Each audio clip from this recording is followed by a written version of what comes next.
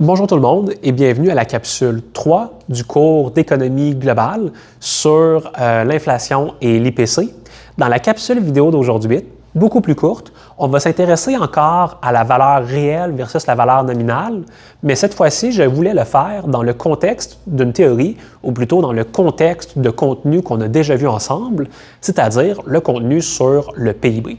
Donc, si vous n'avez pas encore fait le contenu sur le PIB ou que vous n'êtes pas familier avec la production intérieure brute, je vous invite à prendre le temps d'aller voir mes anciennes capsules sur le PIB ou de retourner voir dans votre manuel ou dans vos notes de cours les notions de production intérieure brute. Donc, pourquoi est-ce que je peux faire des liens entre le PIB et l'inflation? Eh bien, on a vu dans la capsule précédente, donc la capsule 2 sur l'inflation et l'IPC, qu'il y avait une distinction entre une valeur réelle et une valeur nominale. La valeur nominale d'un bien, c'était la valeur qui était inscrite, par exemple, sur l'étiquette d'achat à une certaine période de temps. Donc, aujourd'hui, si je m'en vais à l'épicerie, je vais voir le prix nominal des pommes qui est de, disons, 6 $ par livre. Donc, vous avez des prix nominaux comme ça et les prix nominaux évoluent à travers le temps. C'est important, ça, dans le cadre du PIB, parce qu'on peut faire le même raisonnement avec le PIB. Et là, je vais vous demander de faire une espèce d'exercice avec moi, un exercice fictif.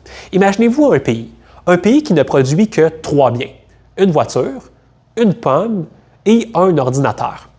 Cette économie-là, on est à l'année de base. À l'année de base, on se rappelle que l'IPC, par définition, est égal à 100. Et la valeur, donc, de ce que vous avez produit, la valeur de tout ça, nominale, c'est égal à 100 $. On se rappelle, le PIB, c'est la méthode, les méthodes de calcul du PIB, c'est la valeur en dollars de ce que vous avez produit pendant une année. Donc, pendant une année, la voiture, la pomme et l'ordinateur valent 100 $. Vous avez donc produit un PIB de 100 $. Parce que vous êtes à l'année de base, il n'y a pas d'inflation à prendre en compte. C'est juste la valeur de votre PIB, le PIB nominal. C'est la valeur des biens que vous avez produits pendant cette année-là. L'année d'après, vous produisez exactement les mêmes 3 biens, c'est-à-dire une voiture, une pomme et un ordinateur. Par contre, on se rend compte que le PIB nominal est égal à 110 $. Qu'est-ce qui vient de se passer? Le niveau des prix a augmenté dans l'économie, OK? Le niveau des prix a augmenté parce que les ordinateurs, les pommes et les voitures coûtent maintenant plus cher. Donc, la valeur de ce que vous avez produit est maintenant égale à 110 $. Un économiste qui regarde ça dirait quoi?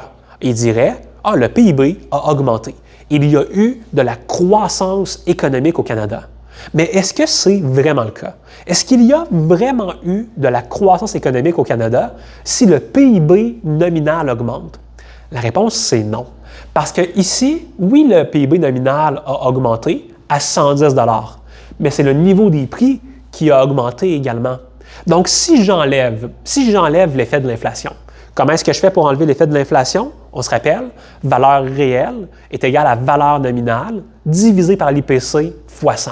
Donc, la valeur du PIB réel est égale au PIB nominal, 110 $, divisé par l'IPC 110 fois 100, vous avez un PIB réel qui est égal à 100 $. Donc, oui, le PIB nominal a augmenté, mais essentiellement, c'est juste à cause d'une hausse des prix. La vraie production, la valeur réelle de la production n'a pas changé. Vous produisez encore juste une pomme, un ordinateur et une voiture. Pourquoi est-ce que c'est pertinent ça? Eh bien, c'est pertinent dans le cadre d'une analyse économique. Je vous montre ici le cycle économique du Canada entre 2018 et 2022. Vous avez en bleu l'évolution du PIB nominal. Donc, quelqu'un qui regarde l'évolution de l'économie canadienne après la pandémie de COVID-19 va dire que depuis le deuxième trimestre de 2020, l'économie canadienne est en croissance fulgurante. Wow! Quelle belle augmentation de la production au Canada depuis la fin de la pandémie de COVID-19. Un économiste va dire, oui, mais un instant. Un instant parce qu'après 2020, après la pandémie, vous avez eu une période d'inflation importante. Et qu'est-ce qui se passe quand vous retirez la période d'inflation de l'évolution du PIB nominal? Donc, quand vous vous intéressez essentiellement au PIB réel. Mais là, vous remarquez que la croissance économique n'est pas si forte que ça. elle n'est pas si forte que ça lorsque vous avez enlevé l'effet de l'évolution des prix. Et donc, en économie, quand on a fait notre chapitre sur le PIB, on n'avait pas encore vu le chapitre sur le niveau des prix. Donc, j'ai été très libéral sur mon vocabulaire. Parfois, j'utilisais le PIB nominal, parfois, j'utilisais le PIB réel. Mais de façon générale, l'économiste va vraiment vouloir travailler avec le PIB réel, la valeur ajustée pour l'inflation, pour être capable de mieux discerner la croissance économique d'un pays. Donc, lorsque vous voulez étudier l'évolution du PIB, assurez-vous toujours, dans la mesure du possible, de travailler avec le PIB réel.